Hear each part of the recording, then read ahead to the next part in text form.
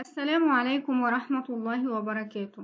Bienvenue dans cette nouvelle vidéo. On va continuer les caractéristiques de l'être. La deuxième catégorie, c'est le lettre à trait distinctif n'ayant pas d'opposé. Nous avons déjà appris le lettre à trait distinctif opposé. Ils sont 11 caractéristiques. Vous pouvez trouver ces caractéristiques dans les deux vidéos précédentes. Et aujourd'hui, on va parler de la lettre à trait distinctif n'ayant pas d'opposé. La première caractéristique, c'est as-safir. Dans la langue arabe, as-safir signifie sifflement. C'est le sifflement qui accompagne le lettre zay et sin et sod. Techniquement, c'est un son ajouté qui sort d'entre les lèvres. Ces lettres sont également appelées les lettres sifflantes. Il s'agit d'une caractéristique forte. Quand on prononce la lettre zay, la lettre sin, la lettre sod, vous entendez cette son, c'est as-safir.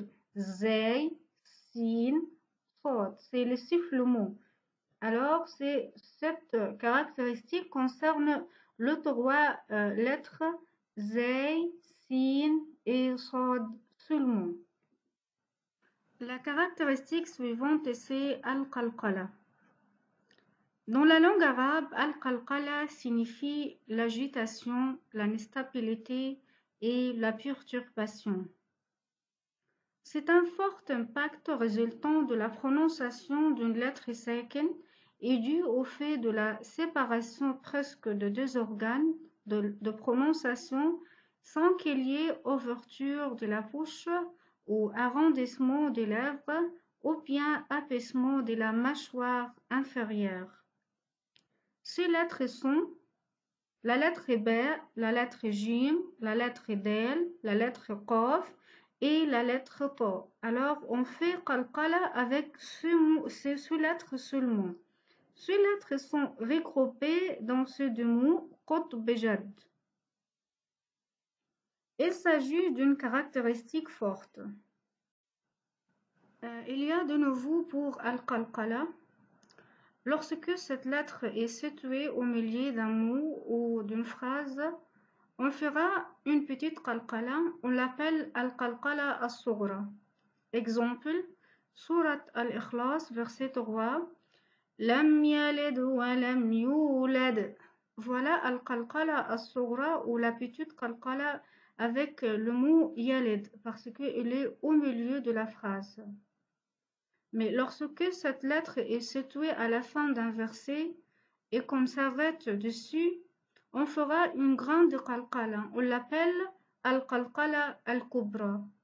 Exemple, c'est aussi Surat al-Ikhlas, verset 3, Lam yalid wa lam yulad. Voilà, dans le mot yulad, on s'arrête à ces mots, c'est pourquoi on fait une grande qalqala avec la lettre Dal.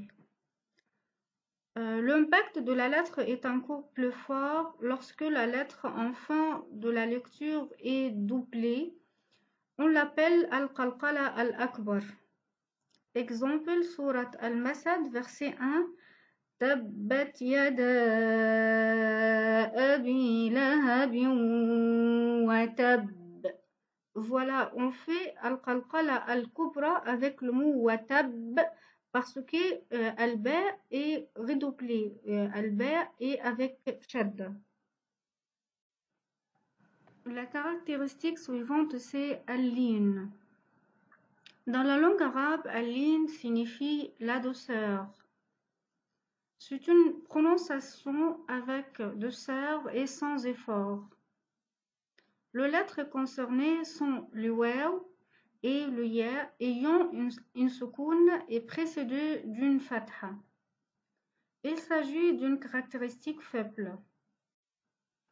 À la fin de cette vidéo, je vous remercie et à la prochaine, Inch'Allah.